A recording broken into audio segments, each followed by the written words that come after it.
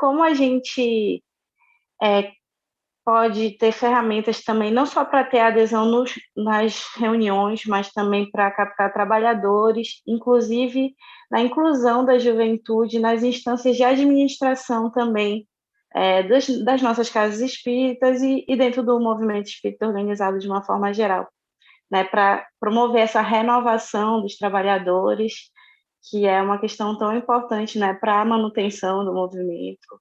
Veja, a Federação Espírita Brasileira, ela produziu um material muito interessante chamado Gestão da Casa Espírita, que é exatamente um material para a formação de novas lideranças. Hoje, o movimento espírita ele é bem mais complexo do que era há 30, 40 anos atrás, quando a gente exercia os papéis de liderança do movimento sem muitas preocupações com os aspectos até legais que a nossa sociedade exigia.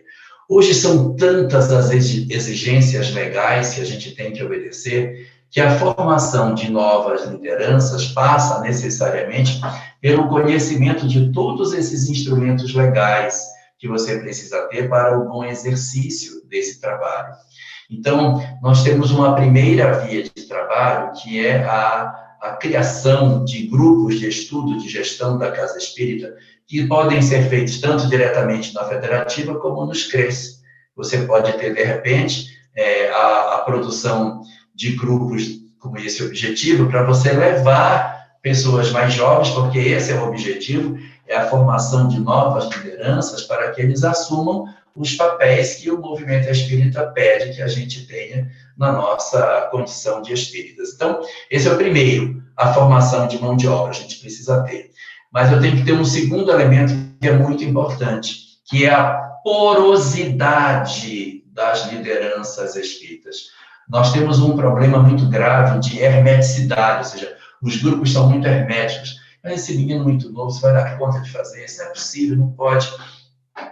Então, tem que existir da parte das lideranças também uma percepção nesse sentido, de que eles tenham a condição de admitir nos seus quadros o trabalho de ingresso dos que são mais jovens, colocando como auxiliar. Então, você tem, por exemplo, esse aqui é o departamento doutrinário, coloca uma pessoa mais adulta e coloca como auxiliar uma pessoa da juventude, um mais jovem, para dar o suporte para que ele vá ganhando musculatura e depois possa assumir o trabalho. Não é muito prudente você pegar o jovem e jogá-lo de frente numa tarefa que ele nunca teve, porque você não somente queima esse indivíduo, como queima todo o trabalho. Vai colocar outro jovem, lembra de fulano que deu errado?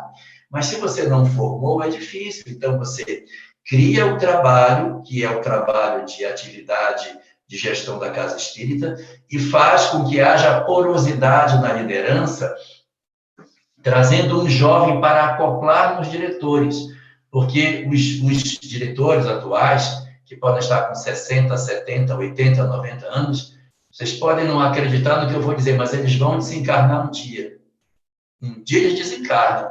E se não tiver ninguém para fazer o trabalho de substituição, a casa pode sofrer algum tipo de descontinuidade pela falta desses que haviam, durante tanto tempo, tomado a liderança dos trabalhos. Então, essas duas coisas são importantes. E do reverso da medalha, no grupo de jovens, nós temos que estimular o protagonismo da juventude. Se nós criarmos uma juventude do tipo rebelde, questionadora, daquela que fica olhando pela janela, dizendo, olha lá como eu fiz errado, olha como fez errado, olha como faz errado. Uma juventude muito crítica e pouco produtiva, nós cometemos o equívoco de não permitir que eles se insiram nesse trabalho. Então, no nosso processo de formação na Casa Espírita tem que ser, nós estamos aqui convocados para servir, para fazer o trabalho que tem que ser feito, ao invés de nos estabelecermos como sendo um corpo de críticos dos equívocos que o movimento espírita naturalmente possui, que os mais velhos produzem, porque aí a gente acaba fazendo com que, de certa maneira, o nosso movimento tenha uma tendência de ser formado por um grupo de pessoas mais antigas, que reclamam que ninguém lhes dá a mão para poder fazer o trabalho, e do outro lado você tem um grupo de jovens extremamente críticos que apontam os erros dos outros e diz, ninguém me dá a chance de colaborar. Então, nós temos que ressignificar o papel da juventude dentro da casa espírita, chamando-os para o trabalho.